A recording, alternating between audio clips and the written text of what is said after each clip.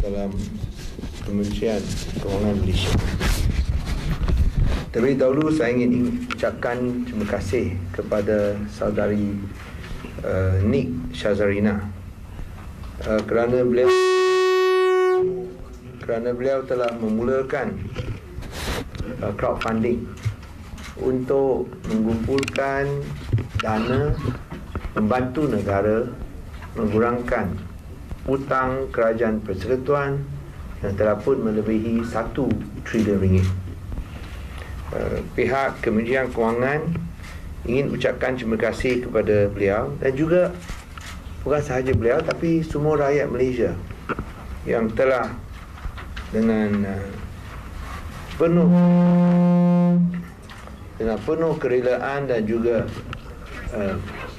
semangat dan perasaan cintai negara telah pun memberikan sumbangan ke atas tabung harapan Malaysia yang telah pun ditubuhkan semalam oleh Yang Amat Berhormat Perdana Menteri Malaysia.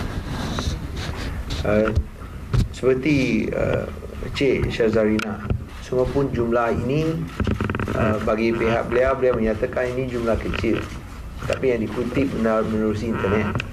Tapi kita tidak lihat dari segi jumlah yang kita terima, tapi semangat patriotisme yang tersurat dan tersirat di belakang sumbangan tersebut.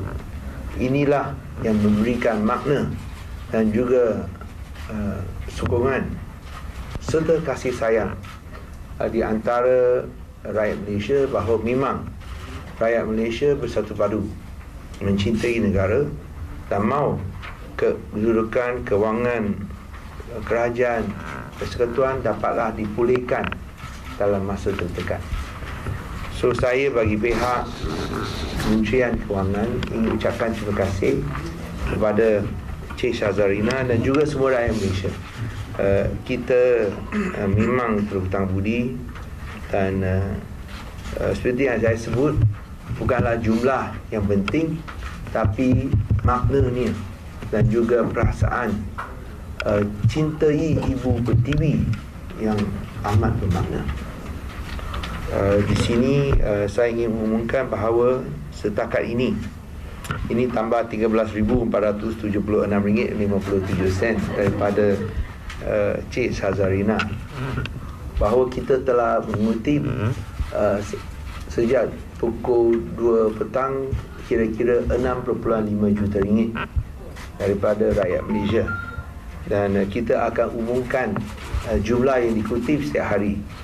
Saya difahamkan lebih banyak wang pun akan disumbangkan dan kita akan pamerkan dalam website Kementerian Kewangan pada setiap hari 3 petang. 3 petang setiap hari. Dan yang terkini 3 petang, minta maaf, adalah 7 juta. Terus 1 jam pun ada RM500,000. So 3 petang hari ini adalah RM7,75,508.79. So ini kurang daripada 24 jam. Telah pun kutip lebih daripada 7 juta. Dan kita akan umumkan jumlah yang dikutip setiap hari pada pukul 3 petang. Sekali lagi saya ucapkan terima kasih Malaysia. Saya pun ingin menyatakan bahawa semua wang ini yang diderma oleh rakyat ini yang derma baik, bukan donation tertentu. Ini derma rakyat ini kita akan memastikan ia disalurkan untuk mengurangkan hutang kerajaan persekutuan, dan tentu akan diuruskan menerusi prinsip CAT, cekap, accountable dan telus. Dan saya juga ingin umumkan bahawa sumbangan ini boleh mendapat faedah potongan cukai, iaitu tax deductible. So tolonglah simpan resit ini seperti mana yang termaktub dalam subsection 44(6) Akta Hasil Dalam Negeri atau Income Tax Act 1967. Terima kasih kepada semua. Ada apa-apa soalan mengenai tabung harapan ini sebelum saya pergi kepada perkara kedua? Tapi do you say of the certain date saying that we are enough for the fundraising? 1 trillion, we think can we reach 1 trillion? So I think we will let you know lah. But I said that amount is very big, 1 trillion ringgit. If a child is born, when a child is born in Malaysia, he or she already owes 33,333 ringgit. That is the amount of money that a child that is born would owe because of the 1 trillion ringgit debt given by the previous government. Or if you pay 1 million ringgit every day you pay 1 million ringgit, you have to pay for 2,740 years. 2,740 years before you can finish paying 1 trillion, and that is for 1 million ringgit every day. Okay? Sorry, do you have a target amount for tabung harapan? I think for us it is not so much the quantum. I think it is more to respond to the people's wish to contribute and do something for the country, to help us reduce the federal government's debt. And this is a government, a new government that listens to the people.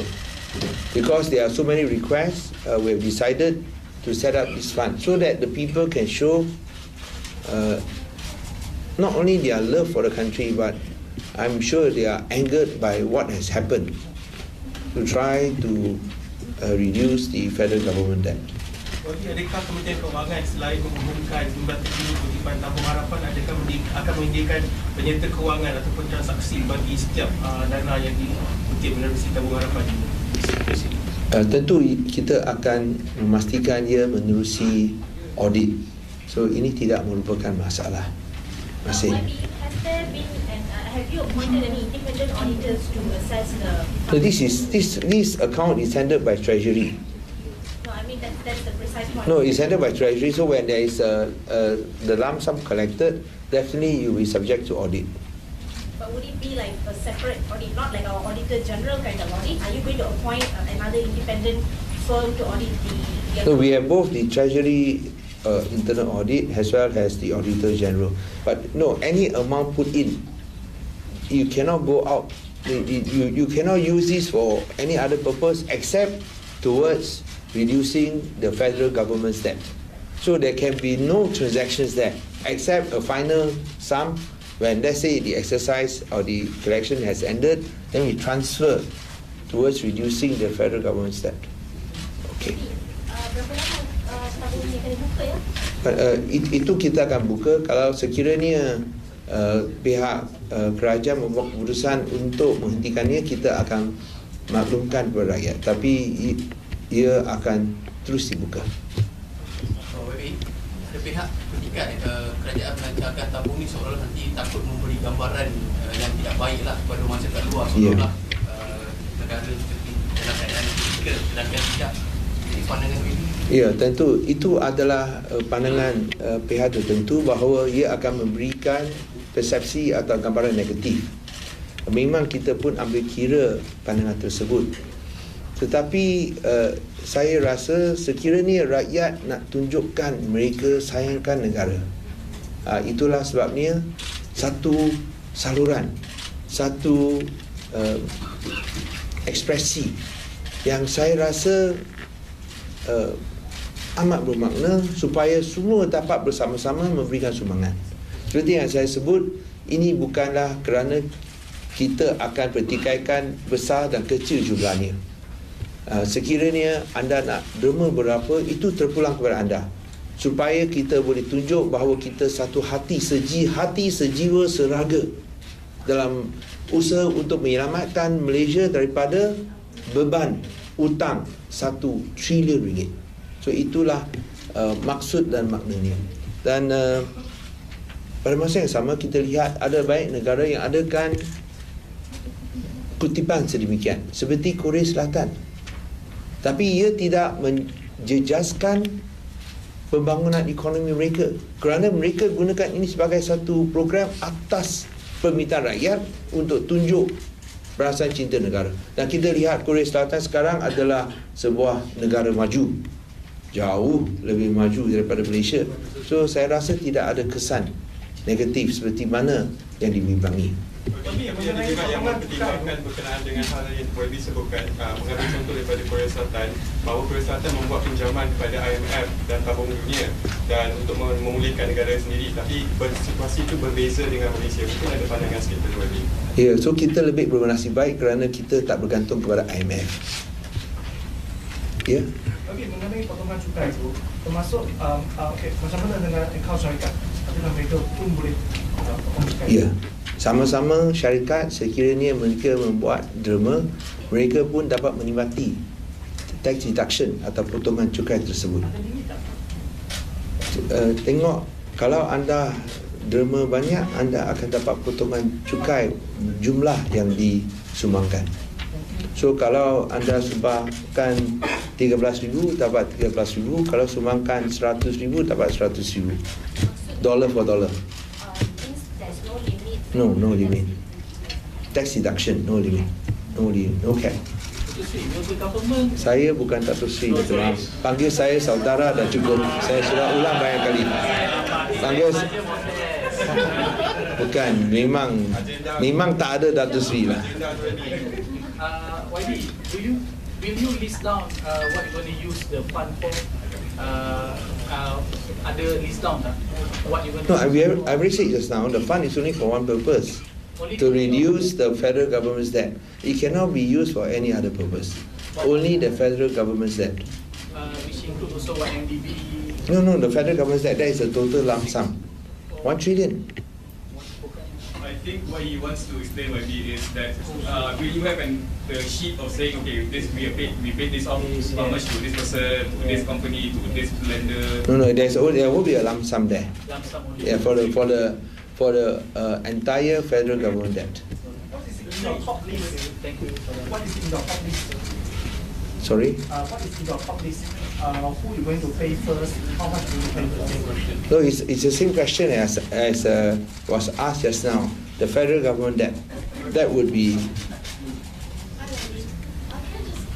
I just want to ask, has the Finland or 1MDB paid the coupon for the 2039 bonds due for 1MDB? No, can we stick to this before I answer your questions later? Because at least I can close this, because I got 2 other statements that I want to make. So ini untuk tabung harapan Malaysia, sila ada lagi. Kiranya dana 1 trilion telah berjaya dikutip menerusi tabung harapan, adakah akan Saya rasa itu sukarlah. 1 trilion, saudara. Kalau saya sudah sebut tadi, 1 trilion kalau seorang bayi dilahirkan, dia akan utang 33,333 ringgit. Dan sekiranya saudara ada wang nak bayar 1 juta setiap hari, anda kena bayar 2,740 tahun. Takkan saudara boleh hidup selama 2,740 tahun. So, sukar. Tapi seperti yang saya sebut, yang tersurat dan tersirat di belakang ini ialah itu semangat patriotisme. Ya.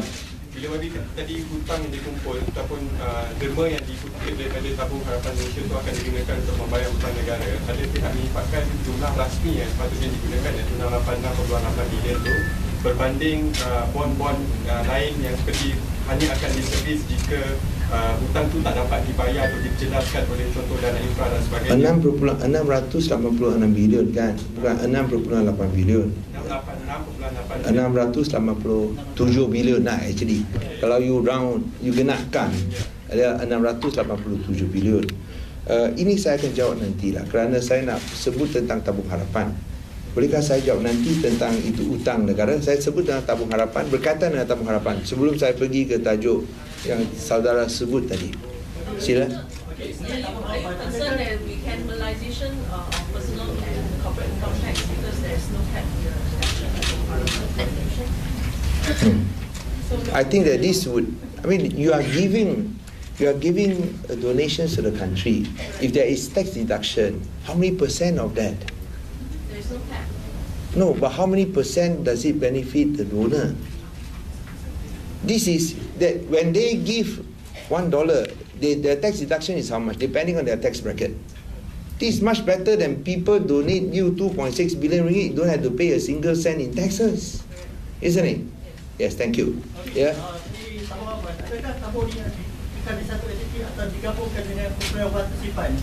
Oh, ia ada akaun sendiri.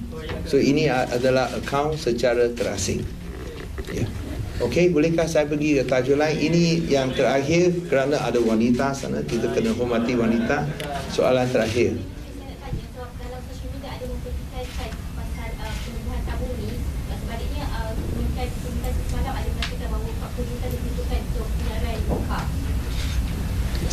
Sebenarnya saya nak jawab nanti, tapi kerana saudari tanya, saya jawab dululah. Janganlah macam itu. Janganlah macam itu. Sebenarnya peruntukan untuk siaran langsung Piala Dunia diluluskan kerana seperti yang disebutkan oleh Amat Berhormat Perdana Menteri semalam, ini hanya 4 tahun sekali.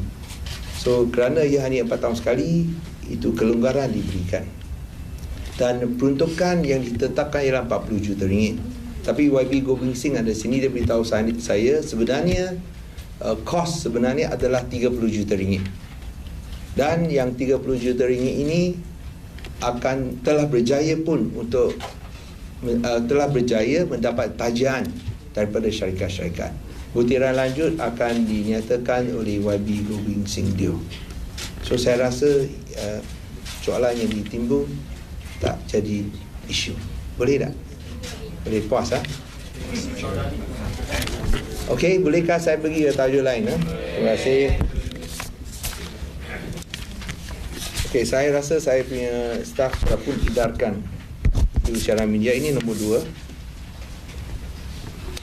Kementerian Kewangan memberi tumpuan kepada langkah-langkah fiskal kerajaan, terutamanya langkah-langkah kewangan yang akan dilaksanakan untuk memastikan kedudukan kewangan kerajaan kekal teguh. Langkah-langkah termasuk mengurangkan hutang kerajaan persekutuan sebanyak 1 trilion ringgit yang sebahagiannya disebabkan oleh skandal kewangan seperti 1MDB, dan untuk memastikan bahawa defisit bajet kita masih dapat dikawal. Kerajaan persekutuan juga akan memastikan bahawa baki semasa atau current balance yang dimaksudkan ialah hasil yang diterima menolak atau kurangkan perbelanjaan mengurus tidak akan mengalami defisit. Itu penting, bahawa baki semasa sentiasa berada dalam lebihan. So the current balance is always in surplus, and this federal government will ensure that it will remain in surplus. Kerajaan Pakatan Harapan komited untuk menunaikan janji 100 hari bagi memastikan kesejahteraan rakyat tanpa meningkatkan beban hutang tersembunyi 1 trilion ringgit yang ditanggung oleh Kerajaan Pakatan Harapan yang ditinggalkan atau diwariskan oleh kerajaan sebelum ini. Sehubungan itu, kerajaan telah bersetuju untuk melaksanakan perkara tersebut. 1. Langkah penstabilan harga runcit petrol dan diesel. Harga runcit petrol RON 95 dan diesel akan dikekalkan pada harga semasa, iaitu masing-masing pada kadar RM2.20 seliter dan RM2.18 seliter. Manakala harga runcit petrol RON 97 akan dikekalkan pada harga semasa RM2.47 seliter sehingga 6 Jun tahun ini, walaupun GST ditetapkan pada kadar sifar 0%. Mulai 7 Jun tahun ini, harga runcit petrol RON 97 akan ditetapkan berdasarkan harga pasaran dan disemak secara mingguan setiap hari Khamis. Dengan kata lain, harga minyak RON 97 akan diapungkan, will be floated mengikut harga pasaran. Pelaksanaan GST, pelaksanaan SST, cukai jualan dan perkhidmatan. Cukai GST dikenakan pada kadar sifar mulai 1 Jun 2018, hari esok. Bagi menggantikan GST, SST akan dibentangkan di Parlimen sebaik saja selesai perbahasan titah diraja di dalam mesyuarat pertama, penggal pertama Sidang Parlimen ke-14. Cukai SST akan dilaksanakan mulai 1 September 2018 tertakluk kepada semua urusan perundangan diselesaikan. Untuk memastikan hutang nasional 1 trilion ringgit terus dapat dikawal, Kerajaan Persekutuan akan melaksanakan inisiatif Janji 100 Hari, khususnya pemberian subsidi petrol bersasar bagi kereta di bawah 1,300 cc dan motor di bawah 125 cc. Skim caruman KWSP kepada suri rumah, peningkatan gaji minima, penangguhan bayaran balik pinjaman PTPTN sehingga pendapatan RM4,000 sebulan dan pelaksanaan skim peduli sihat hanya dilaksanakan apabila keadaan kewangan bertambah baik. Walaupun Kerajaan Pakatan Harapan ingin melaksanakan semua janji 100 hari ini, namun demikian kerajaan ini mempunyai tanggungjawab fiskal dan tidak akan mengulangi kesilapan kerajaan terdahulu dengan menyebabkan masalah kewangan yang tentunya akan membawa negara ke arah keadaan muflis jika tidak dibendung. Kerajaan Persekutuan akan terus komited untuk memenuhi janji-janji manifesto apabila keadaan kewangan mengizinkan. Mulai 6 Jun 2018, kerajaan bersetuju untuk melaksanakan pembayaran Bantuan Saran Hidup atau BSH 2018 peringkat kedua. Bantuan Saran Hidup namanya menggantikan nama lama iaitu BRIM. Pembayaran ini akan melibatkan hampir 4.1 juta penerima dengan anggaran peruntukan sebanyak 1.6 bilion ringgit. Kerajaan berharap dengan pemberian BSH ini dapat membantu rakyat membeli barangan keperluan dan persiapan bagi menyambut Hari Raya Aidilfitri nanti. Pembayaran BSH akan dikreditkan terus ke akaun penerima masing-masing. Bagi mereka yang tiada nombor akaun, surat kelulusan akan diposkan terus ke alamat penerima dan seterusnya boleh ditunaikan di mana-mana cawangan bank simpanan nasional yang berhampiran. Hanya yang berkelayakan sahaja yang boleh menerima bantuan ini. Untuk sebarang pertanyaan lanjut, orang ramai boleh menghubungi talian bebas tol 1800882716 atau hantar email kepada bri1m@treasury.gov.my. Ini kena ubahlah nanti,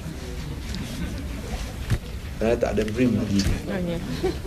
So ini tapi untuk masa ini kita masih gunakan kerana ini yang mereka biasalah. So kita masih gunakan untuk buat sementara waktu, tapi masa depan akan ditukar. But untuk masa sekarang kita akan kekalkan dengan nama ini.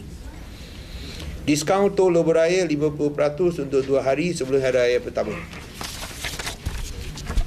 Untuk mengalurkan hari raya Aidilfitri dengan mengurangkan kos perjalanan yang kesesakan lalu lintas semasa musim perayaan, diskaun tol 50% akan diberi berterusan selama 2 hari sebelum hari raya pertama ataupun 2 hari terakhir bulan Ramadan. Pengecualian ini merupakan insentif tambahan selepas kerajaan menetapkan kadar sifar ke atas GST mulai 1 Jun. Syarikat konsesi juga disaran meneruskan diskaun tol pada hari-hari lain sebagaimana yang telah dilaksanakan sebelum ini bagi mengurangkan kos perjalanan. Ingat, yang diskaun 50% yang seperti mana yang diumumkan oleh Yang Amat Berhormat Perdana Menteri adalah untuk semua tol. Siaran langsung bola sepak Piala Dunia 2018 di RTM, ini saya telah jelaskan tadi, saya tak mahu ulangi.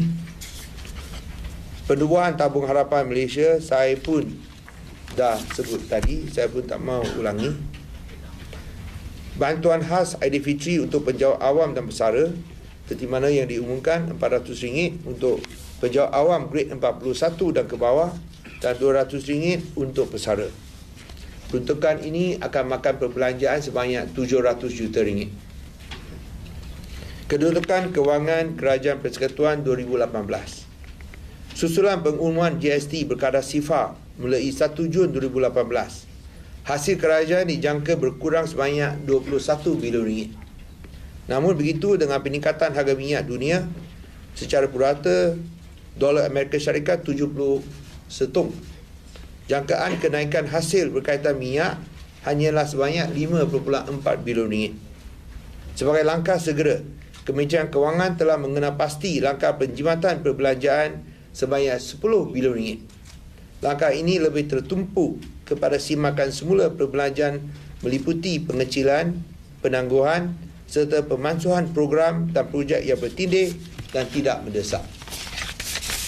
Rakyat dengan sebulat suara telah memilih kerajaan persekutuan yang baru untuk menyelamatkan negara daripada masalah kewangan. Ini bukan tugas yang mudah. Walau bagaimanapun, kerajaan percaya bahawa kita akan berjaya untuk mengurangkan hutang kerajaan persekutuan sebanyak 1 trilion ringgit ini. Walaupun terdapat tekanan fiskal, namun asas ekonomi kita kekal kukuh. Sektor perbankan dikapitalisasi dengan nisbah pinjaman tidak berbayar yang rendah dan terdapat kecahayaan atau likuiditi yang mencukupi dalam pasaran modal.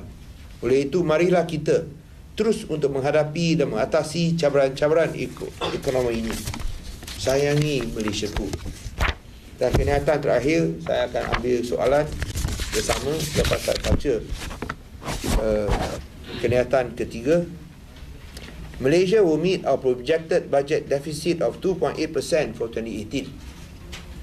The new Pakatan Harapan government is committed to deliver our key manifesto goals and promises to ease the burden of the rakyat who were suffering under decade-high inflation rates, as well as to improve the standard of living for Malaysians. To do so, we have already announced the following 3 measures. 1. Zero-rating GST on the 1st of June and reintroducing SST on the 1st of September. This will return approximately 17 billion ringgit back to ordinary Malaysians for the rest of the year. 2. The stabilisation of the price of RON95 at 220 ringgit per litre and diesel at 218 ringgit per litre. This will save Malaysians 3 billion ringgit. Thirdly, a 700 million ringgit Hari Raya special assistance to civil servants, grade 41 and below, and pensioners. These 3 measures amounting to 20.7 billion ringgit will provide a significant boost to consumer spending in Malaysia and lead to improved consumer optimism and business profits. At the same time, we are mindful of the fact that the federal government debt, which has exceeded 1 trillion ringgit, requires fiscal discipline to be maintained to ensure sustainable expenditure. Here, I would like to commend the Treasury officials for working tirelessly round the clock, despite the fasting month of Ramadan, to come up with real solutions for the rakyat. Number 1, rationalised expenditure. As part of the reallocation of expenditure priorities, the new federal government will review, defer, and renegotiate at least 10 billion ringgit worth of identified high-price projects. These include projects that were awarded via direct negotiation or a limited tender exercise, some of which can be revoked. For example, a 350 million ringgit contract that was awarded to carry out renovation and rehabilitation of Sultan Abdul Samad building in Kuala Lumpur. 2. Non-essential operating expenditure, including professional and consulting services, refurbishments, events and promotional activities, and selected ICT systems upgrading. 3. Certain big-ticket budget allocations for mega projects such as MyHSR and MRT3. And finally, other expenditure items such as special projects under the Internal Coordination Unit, ICU, capital injections to various funds, transfers to the authorities of the various development corridors, and projects paid for under the Facilitation Fund. In the longer term, the government would save billions of ringgit when these projects were to be re-tendered or scrapped altogether. 2. Optimizing revenue. In addition to rationalizing federal government expenditure, the ministry will achieve additional revenue from the increase in oil price, an estimated 5.4 billion ringgit. 2. An estimated 5 billion ringgit as a result of higher dividends from government-linked corporations such as Khazanah, Bank Negara, and Petronas due to their increased profitability. Thirdly, an estimated 4 billion ringgit from the implementation of SST in September. This conservative estimate is due due to the fact that SST revenues will only be fully realized from November onwards, taking into account the bi-monthly tax collection mechanism for local manufacturers. Overall, the estimated impact and mitigation measures to maintain the deficit level are summarized in Table 1 below. So I do not need to read out the items in Table 1. I'm sure you have it in your statement.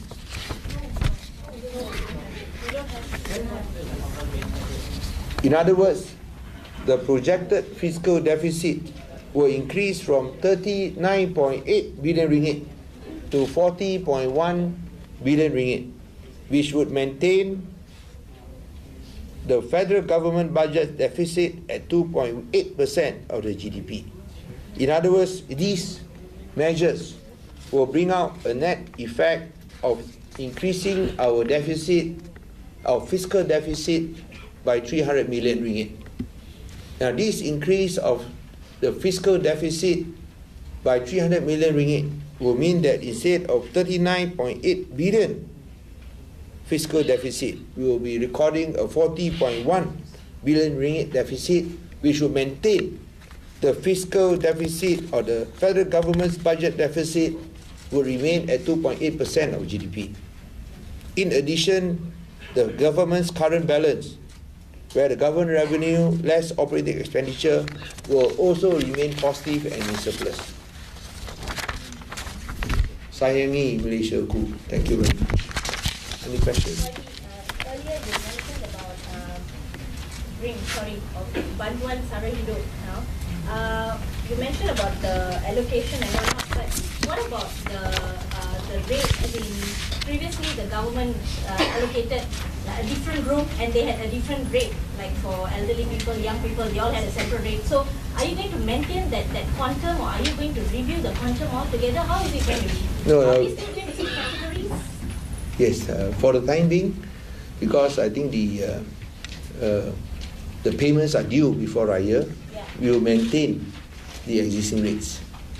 Okay, and if there's any amendments or changes, that would be evaluated for the next payment if it is in time. So I think this is for the future. Okay, that means the rates will all be maintained. Remain the same. As with the categories as well? Yes. Because there's one for orang muda and this, that, and everything. I mean, we maintain what was already arranged. Right. We did not tweak it or we did not fine-tune it. Right. So any tweaking and fine-tuning will be done only in future if necessary. Wadi, in your press statement, you mentioned several measures which is under the Janji Manifesto 100 days will not be implemented right now. No, I did not say. I will say it will be implemented when the financial situation improves. So it's not within 100 days, meaning? I said just now when the financial situation improves. It can improve in 100 days, of course, baguslah. Tapi kalau tak sempat, kita tetap committed untuk melaksanakan janji-janji, tapi tetaplah kepada keadaan kewangan yang mengizinkan. Ya, sila. For the tax holiday in June until September when SST kicks into force, we're expecting prices to go down. But if it doesn't and people want to complain, who do they go to? Do they go to customs or do they go to Kementerian? I think they can go to customs, definitely. And also, of course, the domestic trade industry. I think they can go to both. But normally when you talk about tax rates, we will be under customs. But of course, the enforcing authority is the domestic trade industry. So is there a hotline for them to voice their... Customs have already said there's a hotline. I'm sure the domestic trade industry has to come up with a statement. Yesterday, I think the Prime Minister announced the price controls for before and after Raya. So I think there is a hotline mentioned there.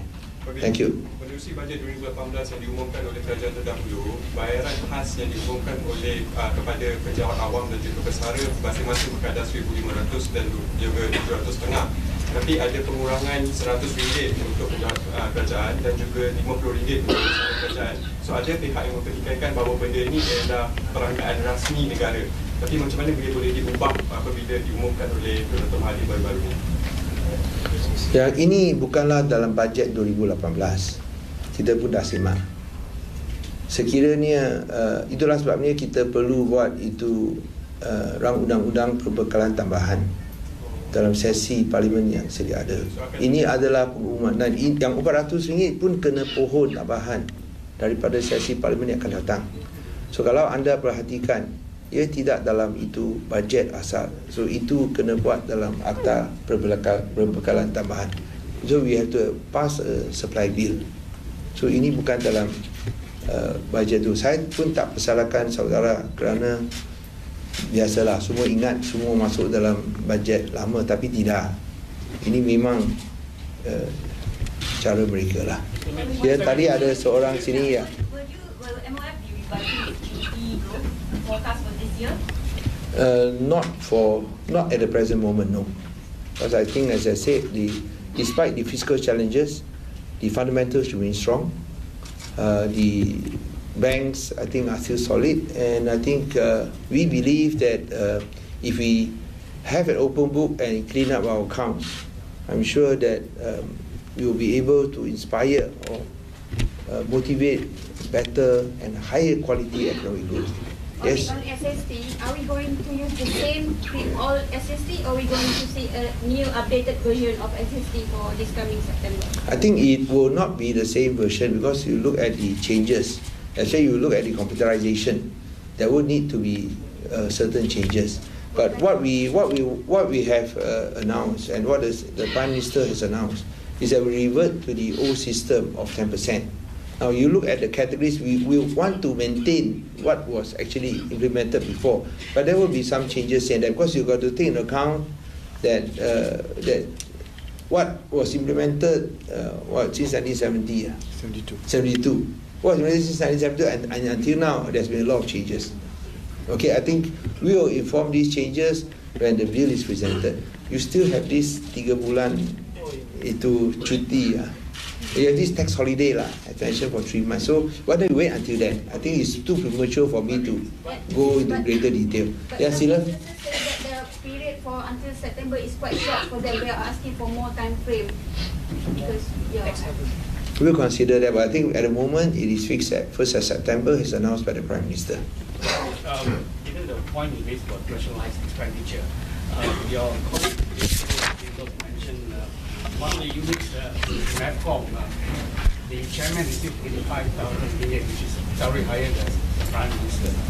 Can you get some insight? How are you going to tackle this kind of little components which exists in the government?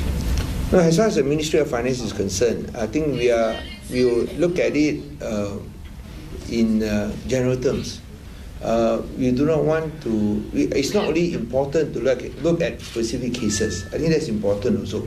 But I think what we want to implement is a standard operating procedure, a common criteria for everyone. So there is not only clarity and transparency. Most important of all, there is certainty. So I think if you give us some time to come up with this criteria and standard guidelines. I mean, you must bear in mind that we are still a very young government, even though we are headed by the oldest Prime Minister in the world. But we are still a very young government, and there's so many things to do. So give us some time. Thank you. Bolehkah saya sebelah sana? Are you looking to remove all the former government appointees at all GLCs? Dato' Sri Najib, Dewan Seriga Johari are still on Khazanah's board, so are you looking to, No, I think it is only fit and proper that they do the right thing.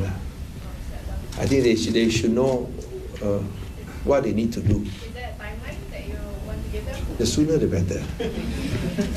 Will it be reviewing the Bandar Malaysia project? Will you continue to look for a master developer?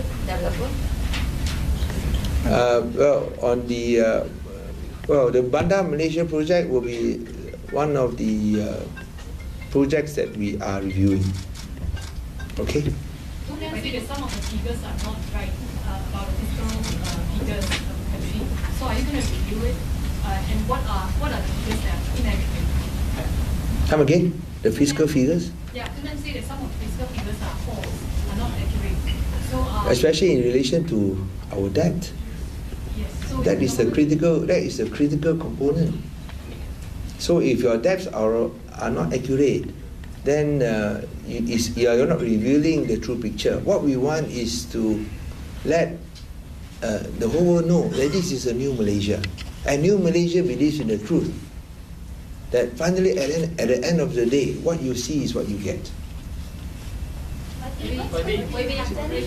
Yang mana ini wanita lagi satu. What's going to happen to the 130 employees from MyHSR and projects that you're implementing? Will the 130 employees from MyHSR be absorbed or? Let us address the issue when we have finalized the negotiations with the Singapore government. But the decision has been to cancel it, all right? Yes, but I think we also have to let us take it step by step. Let's finalize the negotiations with the Singapore government. Thank you. There's speculation about listing Petronas. Can you confirm or deny this? Speculation. Listing. Listing Petronas. Come on, I do not entertain speculation. Thank you. So it's the same question actually. Speculation. So I said I do not entertain speculation. Yes. What is the current government's revenue? Revenue. I think it's status there, isn't it?